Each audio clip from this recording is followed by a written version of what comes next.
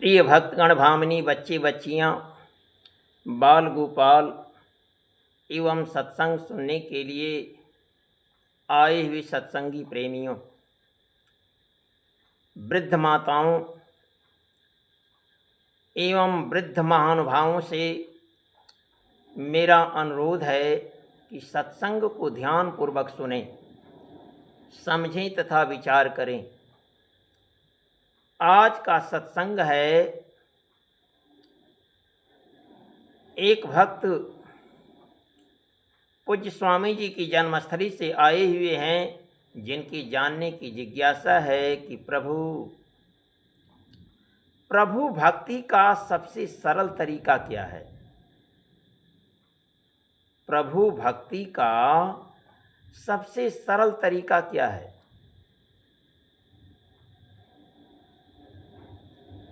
इस पर हमारे परम पूज्य श्री श्री 1008 श्री स्वामी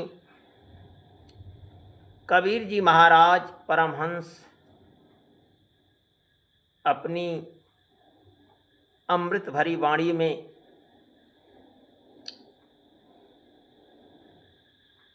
अमृत भरी वाणी से कहते हैं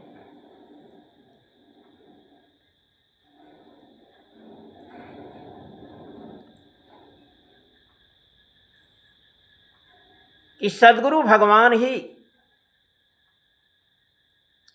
यानी सद्गुरु महाराज ही भक्ति तत्व के ज्ञाता हैं। श्रद्धा भक्ति द्वारा उनकी शरण में जाकर, उनकी कृपा की छाया में रहकर, उनके द्वारा दिए गए परानाम का अभ्यास तथा भजन सुमिरन करके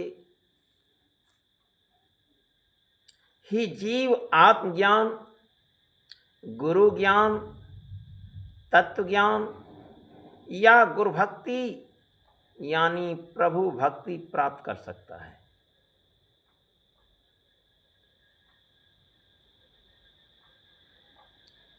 प्रभु की भक्ति प्राप्त करने का सबसे सरल और सुगम साधन है श्री गुरु महाराज की सेवा करना, उनकी हर आज्ञा का पालन करना, उनकी अमृत वाणी को ध्यान लगाकर प्रेम से दत्त चित्त होकर सुनना तथा मनन करते हुए दृढ़ता से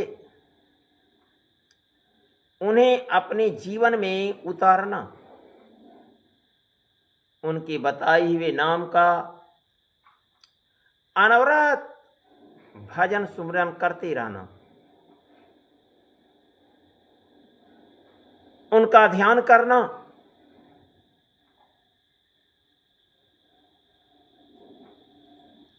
उनको स्नान कराना, उनको पानी पिलाना,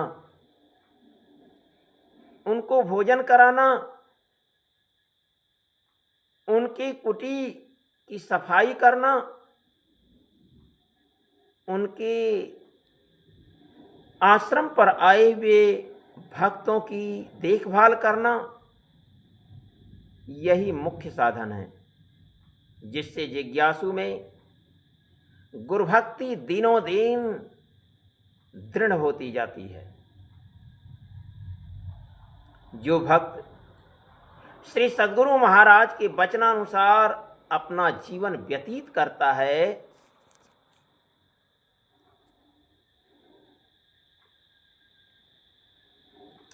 वह हर प्रकार की समृद्धि प्राप्त करते हुए सद्गुरुदेव की प्रसन्नता और उनकी दया प्राप्त करता है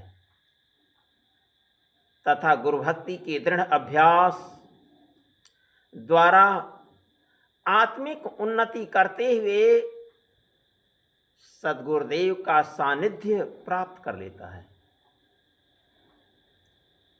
गुरु प्रदत्त ज्ञान ही सर्वोत्तम ज्ञान है।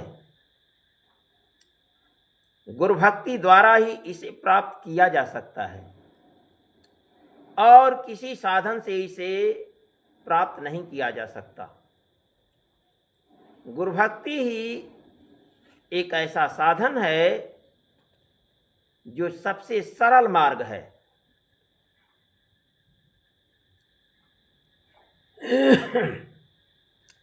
ऊपरी मन से भजन करना, पूजन करना, ध्यान आदि जो क्रियाएं साधारण रूप से की जाती हैं, यह सब कुछ नहीं है। शुद्ध अंतःकरण से जब तक सद्गुरुदेव के श्री चरणों में पूर्ण आत्मसमर्पण का भाव नहीं जुड़ता, इनका अपेक्षित परिणाम जिज्ञासु को कभी भी नहीं प्राप्त हो सकता। सद्गुरु के श्री चरणों में पूर्ण समर्पण का भाव ही प्रभु की भक्ति का मुख्य लक्षण है। बिना इसके सभी साधनात्मक क्रियाएं शुष्क श्रम के अतिरिक्त कोई महत्व नहीं रखती। माताजी बैठ जाइए थोड़ा। सद्गुरु चरणों में पूर्ण शरणागति होने पर जिज्ञासु भक्त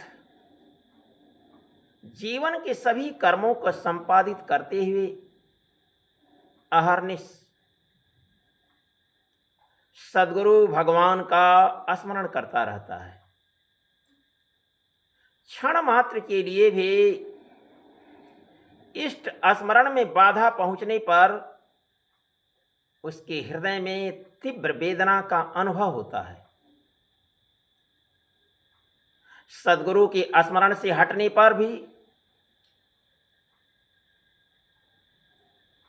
उसे तुच्छ विषयों में मन ले जाता है।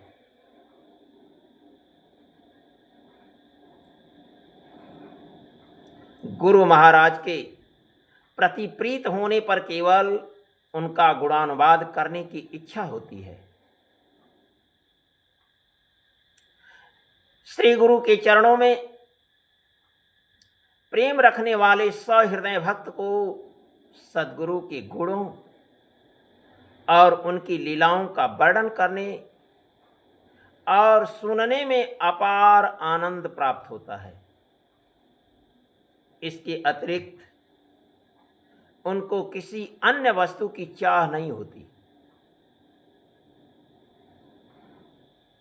संसार के सभी संत महापुरुषों ने जीव को सच्चे मालिक की भक्ति करने का उपदेश दिया है।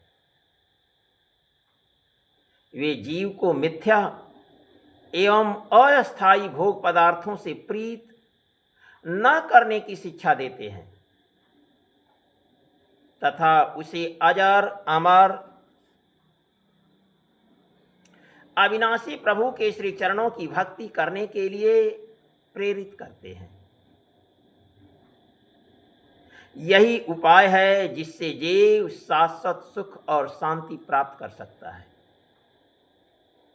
जैसा कि श्रीमद् भगवद गीता में भगवान कृष्ण अपने मित्र अर्जुन को उपदेश देते हुए कहते हैं कि हे अर्जुन, तमेव शरणं गच्छ सर्वभावेन भारत, तत्प्रसादात्मनां शांति अस्थानं प्राप्स्यसि शाश्वतम्। जो जीव परम सुख का आस्वादन करना चाहता है वह भक्ति के सुख की तुलना में स्वर्ग के सुख को भी अत्यंत तुच्छ समझता है।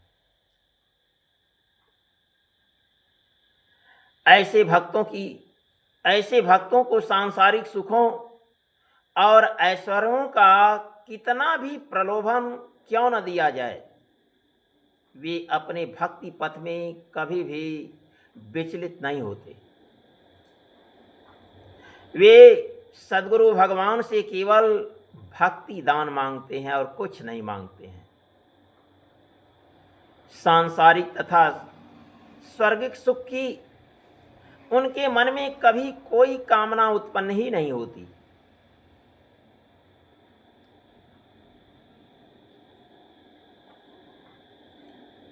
जैसा कि हमारे पूज्य स्वामी जी अपने पूज्य स्वामी जी से कहते थे, एक बार मुझे सुना रहे थे प्रातः काल की वेला में कि मैं अपने परम पूज्य स्वामी जी से क्या मांगा था बेटा। भक्ति दान गुरु दीजिए, देवन के देवा हो, चरण कमल बिसरो नहीं, करिहौं पद सेवा हो।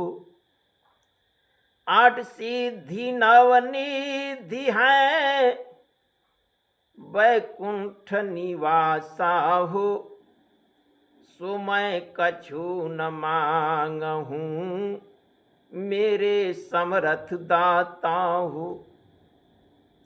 सुख संपत्ति परिवार धन, सुंदर बर नारी हो, सपने हूँ इच्छा ना उठे, गुरु आन तुम्हारी हो। यानी प्रभु का भक्त कुछ नहीं चाहता है, केवल उसकी गति या उसका ख्याल केवल सद्गुरु महाराज की ओर लगा रहता है।